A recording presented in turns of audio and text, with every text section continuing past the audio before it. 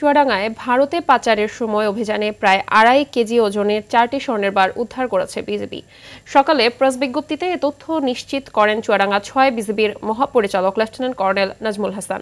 চোরাচালানের গোপন সংবাদ পেয়ে রাতে দামুড়হুদার সীমান্ত এলাকা হুদাপাড়া গ্রামের হারুনার রশিদের বাড়ির অদূরে একটি পরিত্যক্ত গোয়াল ঘরে তল্লাশি চালিয়ে 4টি স্বর্ণের বার উদ্ধার করা হয়। এদিকে পটুয়াখালীর কুয়াকাটা সংলগ্ন বঙ্গোপসাগরে অভিযান চালিয়ে 4 লাখ পিস ইয়াবা সহ 16 মাদক পাচারকারীকে আটক করেছে র্যাব ও কোস্টগার্ড।